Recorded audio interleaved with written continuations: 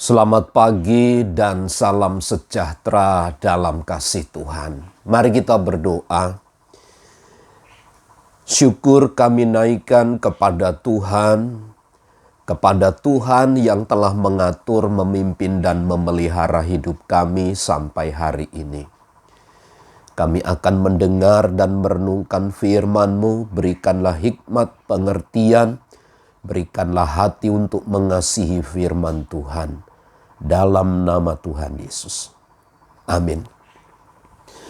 Amsal 8 ayat yang ke-32. Oleh sebab itu, hai anak-anak, dengarkanlah aku, karena berbahagialah mereka yang memelihara jalan-jalanku. Ayat 32 dimulai dengan pernyataan oleh sebab itu. Kata ini tentu merujuk pada ayat-ayat sebelumnya, yaitu tentang hikmat yang bersama-sama dengan Allah, di mana keberadaannya sebelum zaman purbakala itu.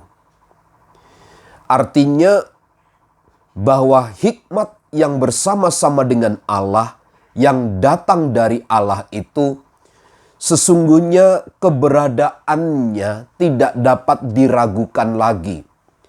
Apa yang dikerjakannya, apa yang diperbuatnya, sesungguhnya adalah bersama-sama dengan Allah itu sendiri.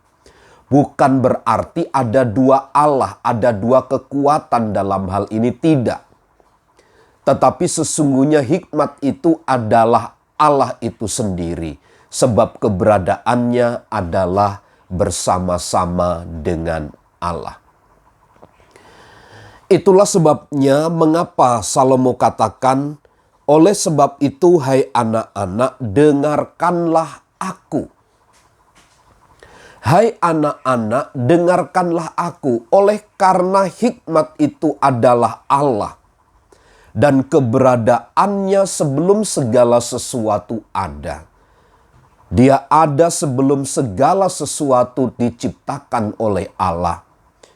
Maka ketika anak-anak muda, ketika orang-orang yang tidak berpengalaman mendengar, memberikan telinga untuk mendengar hikmat itu, maka sesungguhnya mereka disebut sebagai yang berbahagia. Mendengar itu tidak hanya asal-asalan mendengar.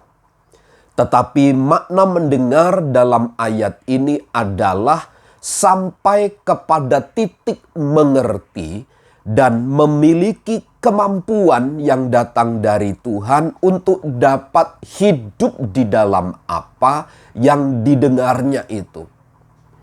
Itulah sebabnya pada semua orang, hai anak-anak, dengarkanlah aku. Karena berbahagialah mereka. Bagi mereka yang memelihara jalan-jalanku. Jadi tidak hanya sekedar mendengar, tetapi mereka yang menjalankan, yang memelihara, yang memegang jalan-jalan kebenaran itu. Jadi mendengar di sini sesungguhnya berarti ada memegang, ada memelihara, ada memanfaatkannya di dalam hidup. Dipelihara, dikerjakan, dilakukan dengan segenap hati, maka dari situ sesungguhnya disebut sebagai orang-orang yang berbahagia. Jadi kebahagiaan sesungguhnya bukanlah berasal dari berapa banyak materi, seberapa besar kehormatan yang kita terima daripadanya.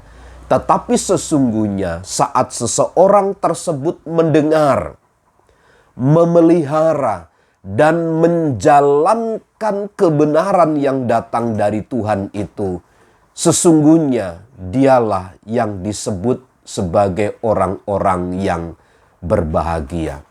Karenanya tidak ada satu alasan bagi seorang pun untuk tidak berada di dalam jalan-jalan ini.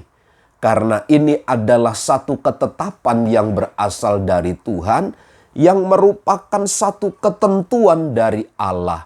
Berbahagialah mereka yang memelihara jalan-jalanku. Jadi kebahagiaan sesungguhnya hanya pada kebenaran firman Tuhan ketika dia mendapatkan hikmat dari Allah itu. Tuhan Yesus memberkati.